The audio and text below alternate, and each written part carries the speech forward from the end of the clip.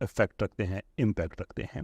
آج ہم جس شخصیت سے بات کر رہے ہیں، ان کے لیے کسی کے دل میں نارمل جذبات نہیں ہیں، یا شدید محبت ہے یا شدید اعتراض ہے۔ اب انجینئر محمد علی مرزا صاحب، تعارف کراتا میں اچھا نہیں لگتا۔ انجینئر صاحب بہت بہت شکریہ آپ کا، آپ نے وقت دیا۔ جزاک اللہ خیرہ، لا حول ولا قوۃ الا باللہ، اللہم صلی علی محمد وعلی آل محمد۔ راجہ صاحب، آپ کو ہماری اکیڈمی میں ویلکم ہے، اللہ کا نام لے کے شروع کریں جی۔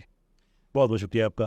اچھا، ٹون سیٹ کرنے کے لیے جی کہ جو روایتی سوالات آپ سے ہوتے ہیں عام طور پہ، میں کوشش کروں گا کہ ان سے ایک آدھا سوال اگر ہو گیا تو ہو گیا۔ ویسے میری یوں کوشش ہوگی کہ چونکہ میرا تعلق زیادہ سیکولرزم، ایتھیزم، لبرلزم، ان چیزوں کے حوالے سے ہے، تو میں کوشش کروں گا کہ ہم ان چیزوں پہ بات کریں زیادہ۔ پرٹیکولرلی ریسنٹلی آپ کی کچھ پوڈ کاسٹ بھی ہوئی ہیں، اور آپ کچھ انفارچونیٹلی جس ملک میں ہم رہتے ہیں وہاں پہ ایک کلپ نکال کے اس کو آؤٹ آف کانٹیکسٹ یہاں وہاں کر دینا۔ تو آئیڈیا یہ ہے کہ ہم ایک جتنی زیادہ اس میں کلیریفیکیشن لے کے آ سکیں کہ جو آپ کے خیالات ہیں اس بارے میں۔ لیکن آپ سے بات ہو رہی ہو اور فرقوں کا بالکل بھی ذکر نہ ہو تو یہ بھی میرے خیال میں روایت کے خلاف ہے۔ جی ہاں، میں صرف ایک سوال کرنا چاہوں گا آپ سے۔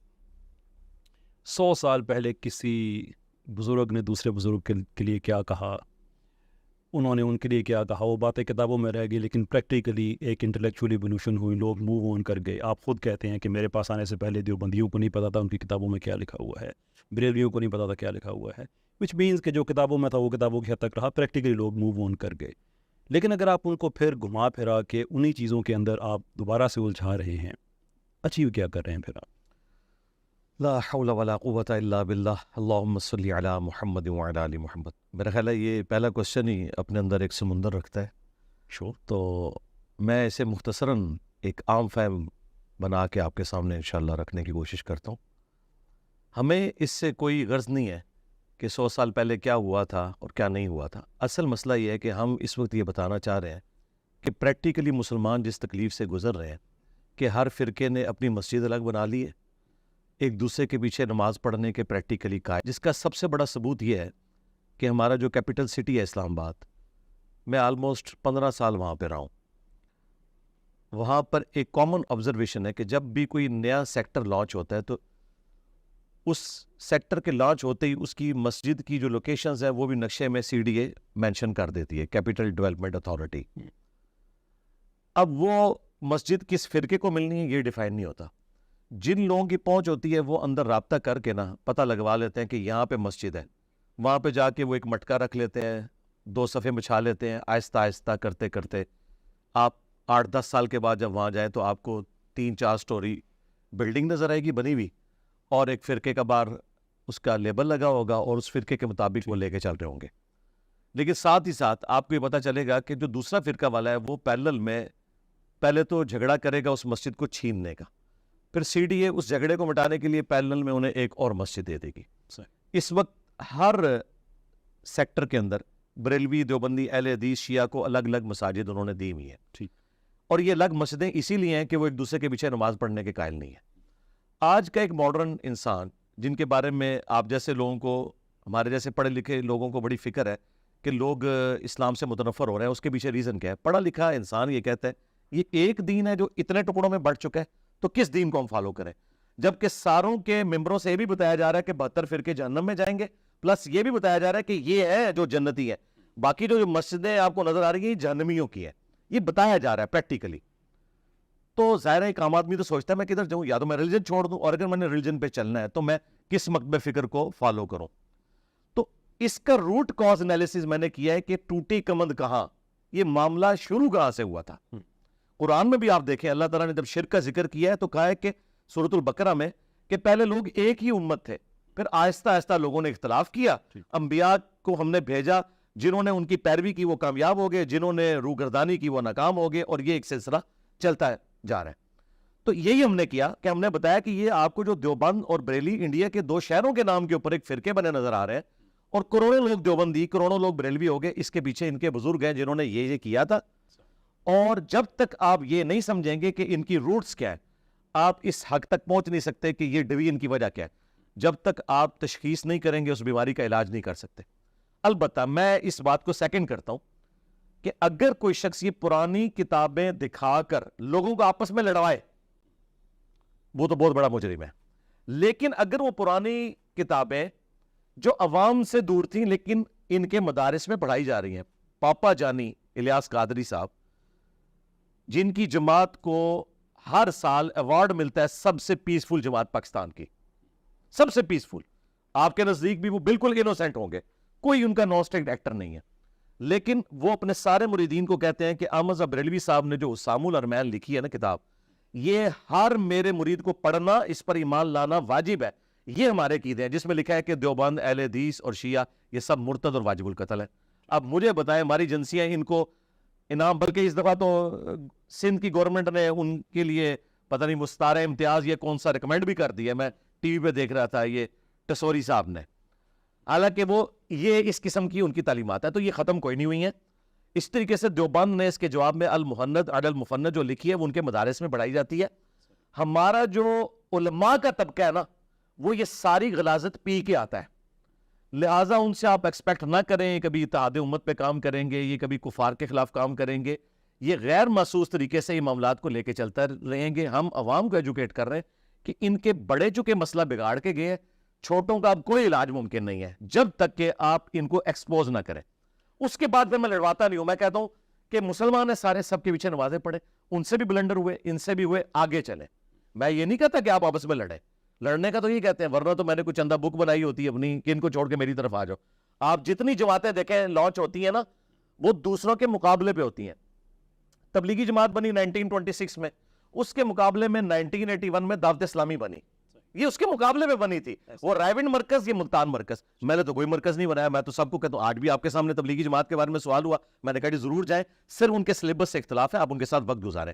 جماعت اسلامی کے بارے میں مجھ سے پوچھتے ہیں تو میں کہتا آپ اسلامی جمعیت طلباء کے جو قرآن کلاسز ہو رہی ہیں وہ آپ اٹینڈ کریں, سب کا آپ ساتھ ہیں. دیکھیں یہ بات آپ کی ٹھیک ہے, جو ڈسکرپشن ہے پرابلم کی بالکل آپ نے ایکوریٹ دی ہے کہ ایسے ہی ہوا ہے, لیکن اسے تو صرف ہمیں پرابلم سمجھ آتا ہے. جو اس کا سلوشن ہے, ایک آؤٹ کم اس کا یہ ہے کہ جیسے بریلوی حضرات کہتے ہیں کہ ہمارے سوا سب غلط, جی دیوبندی حضرات کہتے ہیں ہمارے سوا سب غلط, اینڈ سو فورتھ, یہ ٹھیک ہے مدارس میں پڑھایا جاتا ہے. لیکن ان ساری جماعتوں میں ایک جماعت نئی ایڈ ہو جاتی ہے, وہ آپ کے جسے for all practical purpose of جماعت نہیں کہتے ہیں, لیکن بہرحال ایک فکر ہے, جی جی آپ کے فالورز ہیں, وہ ان کی فکر ہے. تو یہ اس کا ایک ان انٹینڈیڈ کانسیکوینس ہے کہ آپ بھی انہی لوگوں میں کھڑے ہو کے ان سب کو غلط کہہ رہے ہیں. تو پھر فرق کہاں پہ؟ فرق یہ ہے کہ وہ کہتے ہیں کہ یہ سارے کافر ہیں, ہم جنتی ہیں, ان کے پیچھے نمازیں نہیں ہوتی, ان کو آپ نے چندہ نہیں دینا, اور ان کے سارے بڑے بزرگ جو ہیں گمراہی کے پیشوا ہیں. ہم کیا کہتے ہیں کہ ساروں کے پیچھے نمازیں ہوتی ہیں, سب کو چندے دینے, اپنی مسجد اور مدرسہ علیحدہ نہیں بنانا.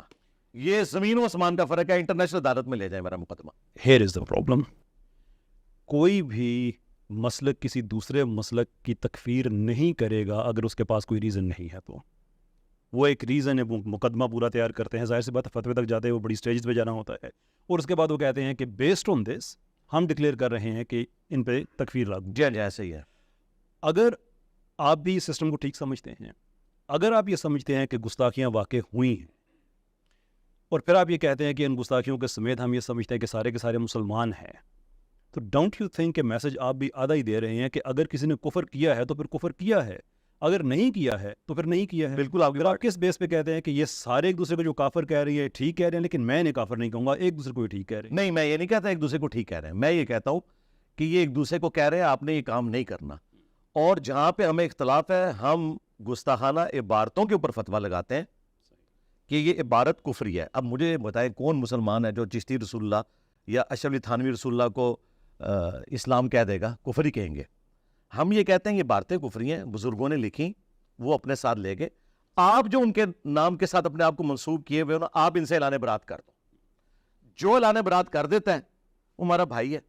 عوام دیوبند کی ہو, بریلویوں کی ہو, وہ تو اس کلمے کو صحیح نہیں سمجھتے. وہ کہتے ہیں جی ہمیں یہ ضرور بتایا گیا تھا کہ دیوبندیوں نے تھانوی رسول اللہ پڑھایا, ہمیں چشتی رسول اللہ کا نہیں پتا تھا, یہ آپ نے بتایا. اچھا میں نے نہیں بتایا, یہ دیوبندیوں کو پہلے ہی پتا تھا. ہاں ان کو پتا تھا, ان کو نہیں پتا تھا, میں نے سب کو بتایا. اس کی وجہ سے پتا کیا ہوا, جیسے جب ایک بلی کی دم کٹتی ہے نا تو اس کی چیخیں نکلتی ہیں جب وہ باقیوں کی سلامت دیکھتی ہے, لیکن ساری بلیوں کی دم کاٹ جائے نا پھر صبر آ جاتا ہے. میں نے سارے فرقوں کو صبر دلایا کہ یار مسئلہ اگر یہ آپ کے فرقے میں خرابی ہے تو ان میں بھی یہ تھی, لہٰذا اب یہ کرو کہ انہی خرابیوں کے ساتھ آپ اصلاح کی کوشش کرو اپنے فرقے میں رہتے ہوئے, اور کتاب و سنت جو آپ کلیم کرتے ہو کہ قرآن, بخاری, مسلم, یہ اہل سنت کی مین اسٹریم کی کتابیں, انہیں پڑھو. اس میں جو بریلویوں کی حق بات ہے وہ لے لو, جو دیوبند کی ہے وہ لے لو, جو اہل حدیث کی ہے وہ لے لو, لیکن اس کی بنیاد پہ اپنی مسجد الگ نہیں کرنی, چندہ بک نہیں بنانی, مدرسہ نہیں بنانا, انہی کے ساتھ رہنا ہے. آہستہ آہستہ ساتھ رہنے سے ان میں تبدیلی آئے گی. یہ پیغمبرانہ طریقہ یہی ہے نا, نبی علیہ السلام کوئی مشرکین عرب کو چھوڑ کے تو نہیں چلے گئے, آپ نے آہستہ آہستہ انہیں بتایا کہ تم ابراہیمی ہو, لیکن دین ابراہیمی یہ تھا. تو الحمدللہ ہمارے اسٹوڈنٹس آج تک صرف مارے کھا رہے ہیں. میرے کبھی کسی اسٹوڈنٹ نے کسی کو مارا نہیں. ہاں, ان فرقوں کے علماء نے انہیں مارا, پیٹا, اونچی آمین کہنے کے اوپر رفع الذہن کہنے پہ نکالا. ہم پیسو ریزسٹنس میں بلیو کرتے ہیں. آپ کوئی ایک واقعہ رپورٹ نہیں کر سکتے کبھی ہم نے ایکٹیو ریزسٹنس کی ہو, کبھی میرے پہ ایف آئی آر کٹی یا مرڈر اٹیمپٹ ہوئی اور کبھی روڈ بلاک ہو گئی ہو, ایسا کبھی نہیں ہوا. حالانکہ آپ نے یہاں رش دیکھ لیا ہے. میں تو لوگوں کو کہتا ہوں کہ آپ نے نہیں آنا, لوگ پہلی دفعہ آتے ہیں تو یہاں ہمارے لیے جگہ کم پڑ گئی ہے. تو یہ وہ فرق ہے.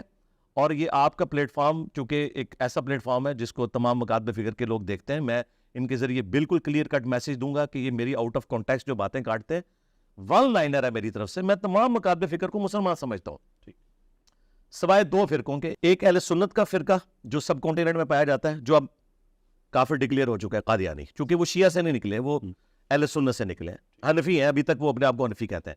دوسرا شیعہ کا فرقہ جو شام میں پایا جاتا ہے, نصیریہ, جو سیدنا علی علیہ السلام کے لیے الوہیت نعوذ باللہ کلیم کرتے ہیں. یہ دو فرقے کافر ہیں. باقی جتنے بھی فرقے ہیں اہل سنت کے ہوں, حنفی, شافعی, مالکی, حنبلی, فروعی اختلافات ہیں اگرچہ, لیکن عقیدے کے بھی اختلافات ہیں, جس کا سب سے بڑا ثبوت یہ ہے کہ سلطنت عثمانیہ کے دور میں 1517 سے لے کر 1917 تک 400 سال تک کعبے میں 4 مصلے تھے. مجھے بتائیں ان بزرگوں کے اوپر میں صبح شام قنوت نازلہ نہ پڑھوں کہ انہوں نے امت کی جمعیت کو یہ توڑا کہ 400 سال تک کعبہ جو مسلمانوں کی یونٹی کی علامت تھا کہ پوری دنیا میں جہاں گئی ہوں اس طرف رک کر کے نماز پڑھنی ہے, اس میں 4 مصلے ڈال دیے. اور پھر اس سے بڑا دھوکہ یہ دیا کہ چاروں حق میں ہے. اگر چاروں حق میں ہے تو 4 مصلے ڈالے تھے تو فجر کی نماز سارے حنفیوں کے پیچھے پڑھتے, ظہر کی سارے شافیوں کے پیچھے پڑھتے, چلو اس طرح بانٹ لیتے. پیرلل میں نمازیں ان کی ہوتی تھیں. یہ تو سعودی حکومت نے 1926 میں آ کے یہ مصلے اٹھائے ہیں. یہ میں آپ کو بزرگوں کی خدمات بتا رہا ہوں. وہ سلطنت عثمانیہ جس کے نام کے اوپر ہم تحریک خلافت اور یہ کام کرتے ہیں, کام انہوں نے یہ ڈالا ہوا تھا کہ کعبے کی جمعیت کو 400 سال تک 4 مصلوں میں رکھا ہے. تو آپ کے نزدیک بہتر سلوشن یہ تھا کہ کسی ایک مسئلے کو پریولنس دے کے باقی سب کو سپریس کرنا؟ نہیں, یہ ہونا ہی نہیں چاہیے تھا. جو حکومتی لیول کے اوپر امام مقرر کر دیا جائے, دنیا میں کسی بھی فرقے سے کوئی تعلق رکھتا ہے وہ وہاں پہ آ کے اس کے پیچھے نماز پڑھے جس طرح پڑھ رہے. سعودیہ نے ایک امام مقرر کیا ہے نا, وہ اپنے آپ کو نہ تو وہابی کہتا ہے, نہ وہ اپنے آپ کو شافعی کہتا ہے, نہ مالکی کہتا ہے, نہ حنفی کہتا ہے. وہ نماز پڑھاتا ہے, اس کے پیچھے سارے کے سارے لوگ نماز پڑھتے ہیں. یہ کام کرتے. 4 مصلے کیوں ڈال دیے؟ کیا نبی علیہ السلام کے مبارک زمانے میں 4 مصلے تھے؟ چلے خلفائے راشدین کے دور میں یہ تو کبھی نہیں ہوا کہ عقیدے کی بنیاد کے اوپر کعبے کی جمعیت کو آپ توڑ دیں. نبی علیہ السلام دنیا میں تشریف لے آئے تو کتنا ان کا دل دکھے کہ انہوں نے کعبے کے اندر 4 مصلے ڈال دیے, 4 امام. یہ تو صراحتاً میں سمجھتا ہوں کہ امت میں جو چند بڑی بدعتیں ہوئی ہیں نا ہمارے بزرگوں نے کی ہیں, ان میں سے ایک ہی ہے. اس طرح انہوں نے مزارات بنوائے. ٹھیک ہے, ہاں جی, اس سے ہم میٹافورک ڈرائیو کرتے ہیں. جی, پھر پاکستان میں جو ہو رہا ہے مختلف مسالک ہیں, یہ آلموسٹ ایسے ہی جیسے کعبے کے اندر مختلف حملے. جی ایسے ہی ہے, ایسے ہی ہے. ایک ہونی چاہیے. اصل میں آپ یہ کہنا چاہ رہے ہیں کہ پاکستان میں پھر جو اسٹیٹ ہے ریلیجن کے افیئرس کو وہ کنٹرول کرے, وہی ایک مسلک بتا دے, وہی ایک فرقہ بتا دے اور سب اسی کو فالو کریں؟ پھر نہیں, مسلک تو ایک نہیں بتا سکتی کیونکہ یہ تو اب بہت بڑی ڈویژن ہو چکی ہے. صحیح, اس کا تو اب کوئی علاج نہیں ہے. یہی تو ہم کہتے ہیں جو لوگ خلافت کی بات کرتے ہیں انہیں پتہ نہیں کتنا خطرناک کھیل کھیل رہے ہیں. خلافت کا مطلب پتہ کیا ہے کہ اگر ٹی ایل پی کی خلافت قائم ہوتی ہے نا, پھر دیوبند, اہل حدیث اور شیعہ کو پاکستان میں رہنے کا کوئی حق نہیں ہوگا. کس بیس پہ کہتے ہیں؟ وہ اس طرح ہوگا کہ جب وہ آئیں گے تو ان کے بزرگوں کی تو تعلیمات ہیں کہ وہابی واجب القتل ہے. ٹھیک ہے, وہابی جو ہے وہ انگریزوں کی پیداوار ہے. وہ تو امام کعبہ کے پیچھے بھی نماز پڑھنے کے قائل نہیں ہے. ان کے فتوے آئے ہیں ان کے بڑوں کے, اور نہ ہی اس چیز کے قائل ہیں. کیا خادم رضوی سے میں نے گن پوائنٹ پہ کلوایا تھا بادشاہی مسجد کے باہر کے چھڑ دے وہابیاں دی کیڑی گل ہے تے سورن دے سور نے, وہ ریکارڈنگ ہوئی نا. انہوں نے اذان کو کہا کہ ان کی اذان کا بھی احترام نہیں ہے. بادشاہی مسجد میں دیوبندیوں کا امام ہے, دیوبندیوں کو بھی وہ وہابی کہتے ہیں. تو جب ان لوگوں کی حکومت آئے گی, جو لوگ کہہ رہے ہیں ان کی اذان کا احترام نہیں ہو, نہ ان کے کسی چیز کا بھی احترام نہیں کریں گے, یہ پریکٹیکل ہے. چلے اس پہ ہم آگے بڑھتے ہیں. ابھی ریسنٹلی بھی آپ نے ایک پوڈ کاسٹ میں بات کہی تھی کہ جو سیکولرزم ہے وہ اسلام کے زیادہ نزدیک ہے، اور اس کی آپ نے بیس یہ دی تھی کہ یہ مختلف جو مسالک ہیں یہ ہمیں وہابی اسلام یا شیعہ اسلام یا سنی اسلام، سنیوں کے جو جتنے بھی آگے سب سیٹ ہیں سارے، کہ یہ تو قابل قبول نہیں ہے، تو سیکولرزم پھر اس کے زیادہ نزدیک آ جاتا ہے، اسلام کے زیادہ نزدیک ہے جی، میں ایز کمپیئر ٹو اس کے ایز کمپیئر ٹو۔ میں ایک عبارت آپ کے سامنے پڑھنا چاہتا ہوں جارج ہولیوک کی۔ یہ وہ آدمی ہے جسے سیکولرزم کی ٹرم کوئن کی ہے، لفظ اس نے ایجاد کیا ہے۔ وہ کہتا ہے کہ secularism is a code of duty pertaining to this life founded on considerations purely human and intended mainly for those who find theology indefinite or inadequate, unreliable or unbelievable۔ کہ سیکولرزم نظریہ ہی ان لوگوں کے لیے ہے کہ جو الہیات کو ناکافی سمجھتے ہیں، ناقابل یقین سمجھتے ہیں، ناقابل اعتبار سمجھتے ہیں۔ اس میں سے کون سی چیز آپ کو اسلام کے نزدیک لگتی ہے؟ اس کی تو بات ہی نہیں کر رہا۔ جب میرے استاد ڈاکٹر اسرار صاحب کہتے تھے اسلامک ڈیموکریسی، تو یہ تو بہت بڑا ظلم ہے، کوئی ویسٹرن ڈیموکریسی ڈاکٹر اسرار یا مودودی صاحب کے کھاتے میں ڈال دیں۔ اس کی ڈیفینیشن وہ کریں گے۔ اب یہ لفظ لیا نا سیکولرزم کا، ہم سیکولرزم کی، میں نے اس میں بھی پوری تعریف کی تھی کہ میں کس سیکولرزم کی بات کر رہا ہوں۔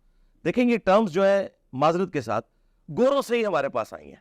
آپ کی پوری اسلامک ہسٹری میں کسی بزرگ نے کبھی بھی کوئی آرگنائزڈ جماعت نہیں بنائی ہے۔ پہلی جماعت جو بنی ہے نا اسلامک ہسٹری میں وہ جماعت اسلامی ہے۔ اور یہ کہاں سے نکلا؟ بھائی جب 1789 میں فرینچ ریولوشن آئی ہے، اس کے بعد دنیا کو سوشل ویلیوز، ایتھکس کا پتہ چلنا شروع ہوا ہے ماڈرن ایج کے اندر، پھر وہاں پہ جماعتی سسٹم بننا شروع ہوا۔ مسلمانوں نے یہ ساری چیزیں ان سے مستعار لی ہیں۔ مسلمانوں کی ہسٹری میں آپ کو کبھی نہیں ملے گا کہ امام بخاری کی ایک جماعت تھی اور اس کا فلاں جگہ پہ بخارے کے اندر اجتماع ہوتا تھا۔ یہ سب کچھ ہم نے ان سے مستعار لیے ماڈرن دور کے اندر، میں آپ کو بتا رہا ہوں۔ تو یہ چیزیں جو ہم نے ان سے مستعار لیے پازیٹیو ہیں، جس طرح کیمرہ ہے، یوٹیوب، یہ ساری چیزیں لی ہیں۔ اس طرح سیکولرزم میں نے اس پوائنٹ آف ویو سے بات کی تھی کہ مذہب کسی کا انڈیویجول معاملہ ہے، کسی دوسرے کو کوئی رائٹ نہیں پہنچتا کہ اس پہ گن پوائنٹ کے ساتھ، جو قرآن میں بھی ہے۔ اس پوائنٹ آف ویو سے تو اس کی ڈیفینیشن تو میں کروں گا نا، جس طرح میں صوفیاء سے اتنا اختلاف رکھتا ہوں، اس کے باوجود وحدت الوجود وہ جب کہتے ہیں تو اہل حدیث تو صوفیاء کو کافر سمجھتے ہیں وحدت الوجود کی وجہ سے۔ وہ کہتے ہیں کہ وحدت الوجود کا مطلب ہے کہ اللہ کے سوا اور کوئی وجود ہی نہیں، یعنی ہم بھی اللہ کا حصہ ہے۔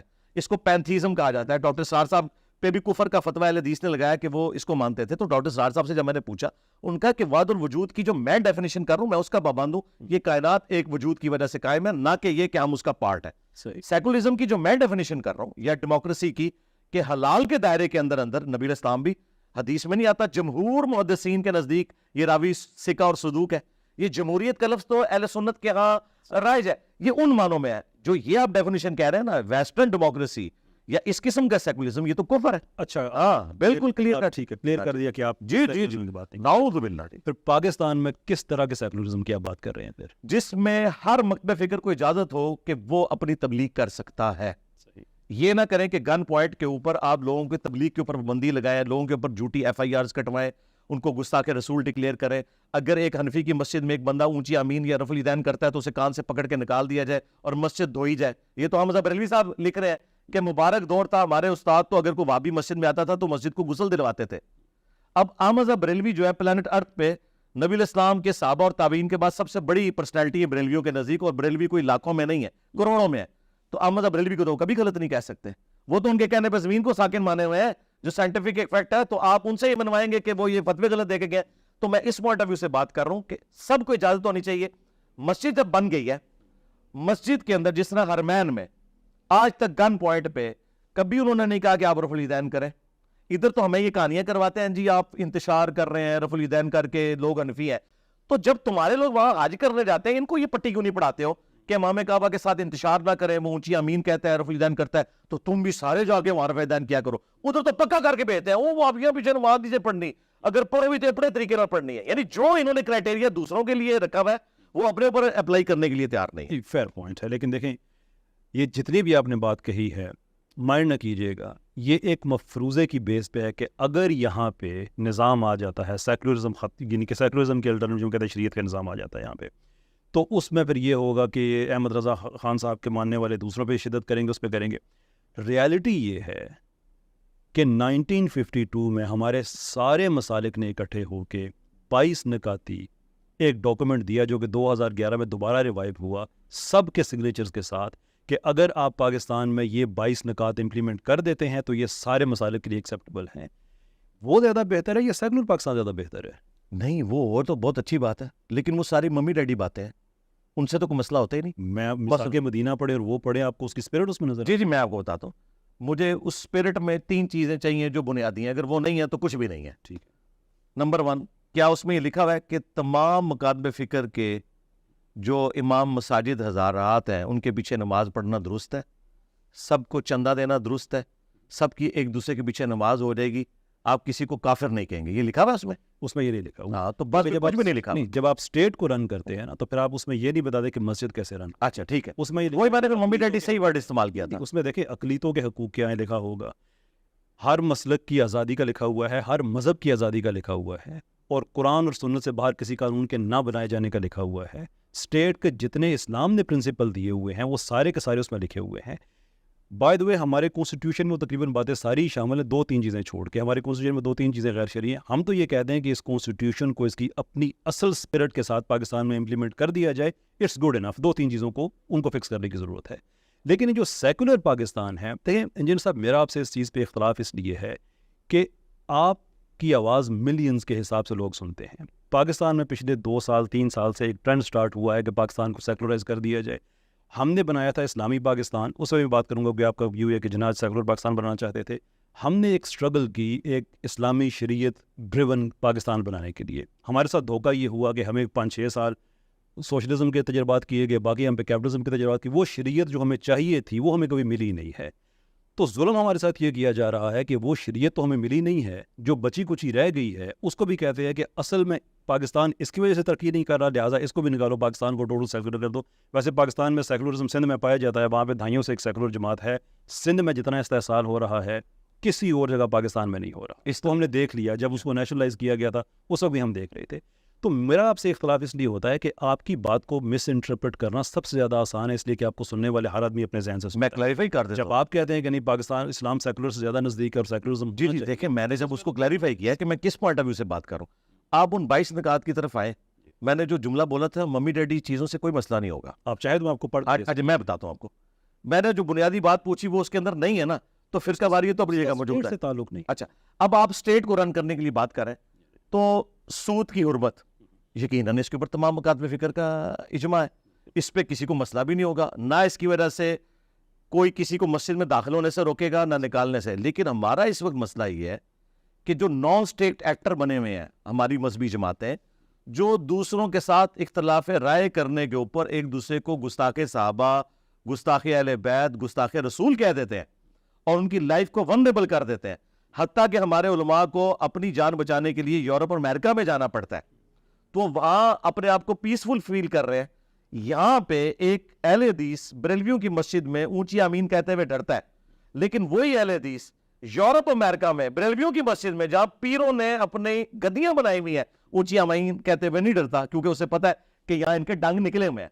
یہ سارے غازی، سارے مجاہدین یہ پاکستان میں پیدا ہوتے ہیں، وہاں جا کے ان کے ڈنگ کیوں نکل جاتے ہیں؟ انگلینڈ پیروں کا دوسرا گھر ہے، وہاں تو کبھی کوئی غازی نہیں پیدا ہوا، وہاں تو کسی نے ایک ٹکیا رکھ کے شیعہ کو نماز پڑھتے ہوئے دیکھ کے مسجد سے نہیں نکالا، یہاں تو جناب پکڑ کے مارنا شروع کر دیتے ہیں. یہ میں بتا رہا ہوں، یہ والی جو چیز ہے نا، یہاں پہ بھی علماء پہ دینی طبقوں پہ جب برا وقت آتا ہے نا تو وہ انہی سیکولر ملکوں کی طرف ہی رخ کرتے ہیں کہ وہاں ان کو کم از کم اپنی جان کی پروٹیکشن ہے. جو اسٹیٹ کی آپ بات کر رہے ہیں، اسٹیٹ 2 چیزوں کے اوپر قائم ہے جی بنیادی طور پہ، احترام جان اور احترام مال. اگر یہ 2 چیزیں نہیں ہیں وہ اسٹیٹ 0 سے ملٹی پلائی اور اسے انشور کرتی ہے جوڈیشری. تو مجھے بتائیں کیا آپ کے ملک میں احترام جان ہے فرقوں کا ایک دوسرے کے لیے؟ نہیں. بس یہی مسئلہ ہے. فرقوں سے باہر نکلے کسی اور جگہ پہ ہے، وہاں پہ بھی نہیں ہے نا. میں بتایا یورپ امریکہ میں میں تسلی سے پڑھ سکتا ہوں، وہاں احترام جان، ہاں پاکستان میں نہیں ہے. وہ دیکھیں میرا اور اس کی ریزن علماء ہے. انجینئر صاحب، میں ہمارا ان معاملات میں کم سے کم پاکستان اور یورپ کا کوئی مقابلہ نہیں ہے. There are reasons, there are cultural reasons. Pakistan میں جو شدت پسندی ہے، یہ شدت پسندی ہمیں DHA میں نظر نہیں آتی ہے، بحریہ میں بھی نظر نہیں آتی ہے. وہی مسلمان ہیں، وہی مسالک ہیں، لیکن اس کی وجہ یہ ہے کہ وہاں پہ لوگ آسودگی کے ساتھ رہتے ہیں، دیر فوری چیزیں میٹر نہیں کرتی ہیں. ہم 2 ڈاکو پکڑ لیتے ہیں، ان کو زیادہ جلا دیتے ہیں، اس کے پیچھے مذہب تو نہیں ہوتا. اکنامکلی لوگ بھرے پڑے ہیں، وہ ایک اور بات ہے، لیکن پھر بھی جڑا والا واقعہ ہوا اور واقعات ہوئے. پاکستانی قوم ریزسٹنس شو کرتی ہے. جرمنی میں 8 سال میں 850 سے زیادہ مساجد پہ حملے ہوئے، ایک بندہ باہر نہیں نکلا کبھی. جن چیزوں میں پاکستان ابھی قائم ہے اس پہ ہمیں فخر کرنا چاہیے. وہ باہر کیا ہوتا ہے وہ ٹوٹل ایک اور کہانی ہے. وہاں کے جو لوگوں کو لائف سٹائل دیا یہاں دیں. وہاں پہ تو کسی نے بتا دیا تھا کرونا میں کہ یہ 5G کے ٹاور ہیں اس سے کرونا پھیلتا ہے. لوگوں نے Belgium, Holland, UK، US 5G کے ٹاورز کو آگ لگانی شروع کر دی تھی. تو ہم تو الحمدللہ اتنے برے حالات میں بھی پھر بھی کچھ نہ کچھ اخلاقیات ہم شو کرتے ہیں. وہ کہانی ہی ہو رہا ہے. لیکن جو آپ کہتے ہیں نا کہ سیکولرزم پاکستان کے لیے کچھ بہتر لگتا ہے نن سو. دیکھیں میرا اس میں ایشو یہ ہے کہ آپ نے اپنے ایک پوڈ کاسٹ میں غالباً شہزاد غیاث صاحب کی پوڈ کاسٹ میں کہا تھا کہ ان حالات میں سیکولرزم بہتر لگتا ہے کہ یہ اپنے آرگومنٹس لے کے آئیں اور اپنے آرگومنٹس لے کے آئیں تو پھر لوگ فیصلہ کر لیتے ہیں. یہی مشورہ جب جناب رسالت مآب صلی اللہ علیہ وسلم کو کفار مکہ نے دیا تھا تو اللہ نے سورہ کافرون نازل کی تھی کہ حق باطل کے ساتھ مکس نہیں ہوگا. 1400 سال کے بعد اگر انجینئر محمد علی مرزا صاحب ایگزیکٹلی وہی مشورہ دے رہے ہیں ڈونٹ یو تھنک کہ لوگ اسے مس لیے؟ میں تو بات ہی کچھ اور کر رہا ہوں. نبی علیہ السلام کا مبارک زمانے کی ایک چیز وہ سب سے ممتاز ہے کہ اس زمانے میں فرقے نہیں تھے. ہاں یہ اتنا بڑا ڈفرنس ہے کہ اب قیامت تک وہ والی مثال پیش ہی نہیں کی جا سکتی. ہمارا مسئلہ یہ ہے کہ حضرت ابو بکر بریلوی، حضرت عمر دیوبندی، حضرت عثمان جو ہے اہل حدیث اور حضرت علی شیعہ نہیں تھے. یہ جو آپ کو کینسر لگ گیا نا یہ ہر چیز کے اوپر حاوی ہو گیا. نبی علیہ السلام کی مبارک سیرت پریکٹیکلی اگر امپلیمنٹ نہیں ہو سک رہی نا اس کے پیچھے یہ ساری ریزن ہے. مولانا مودودی بھی خلافت کی بات کرتے تھے، ہمارے استاد ڈاکٹر سرار صاحب بھی. لیکن یہ سب لوگ ایک چیز اوور لک کر گئے کہ خلافت تب آئے گی جب عقیدہ ایک ہوگا. جب عقیدہ دیکھیں ایران میں انہوں نے انقلاب لائے نا، کیوں؟ ایک عقیدہ تھا، ایک عقیدہ تھا. پاکستان میں ایسا نہیں ہے. اب آپ نے جو DHA کی، میں اسے بھی ریویٹل کر دوں. سرکار DHA کے پیچھے نہیں، آپ DHA کی مسجدیں TLP کے حوالے کریں. صحیح، ٹھیک ہے. اور فوج والوں کو کہ آپ نے ان کو ڈنڈا نہیں دینا. یہ ڈنڈے کا لفظ میں وہ والا استعمال کروں دوسرا میٹافورک. آپ اللہ کے فضل سے 1 مہینہ صرف گزرنے دیں، 3-4 غازی، 5-6 شہداء کے غائبانہ نماز جنازہ آپ نے نہ پڑھے نا تو میں یہ پلیٹ فارم ہی ختم کر دوں گا. which is to say ہاں تو اس کا مطلب کچھ اور ہے. اس کا پھر مطلب یہ ہوا نا کہ اگر اسٹیٹ اپنی ذمہ داری لیتی ہے اور وہ مسلمان وہیں پہ وہ مسلمان ہیں جو DHA میں نظر آتے ہیں. میں صرف ایگزامپل کے طور پہ کہہ رہا ہوں، کلف نہیں، جتنے بھی ہیں وہ علاقے جہاں پہ آسودگی ہے وہاں پہ ہمیں وائلنس نظر نہیں آتا. آسودگی وجہ نہیں ہے، ان کا بیچ میں داخل ہونا وجہ ہے. یہ نہیں، یہ وجہ ہے اصل میں. ان کو آپ نکالیں. پوری دنیا میں اسٹڈیز موجود ہیں کہ جب آپ فائنینشلی کمزور ہوتے ہیں تو آپ کے رویوں میں تشدد آتا ہے. جس چیز سے آپ ایموشنلی زیادہ ایفیلیٹ ہوتے ہیں وہ وائلنس اس صورت میں نکلتا ہے. انگلینڈ میں فٹ بال کی صورت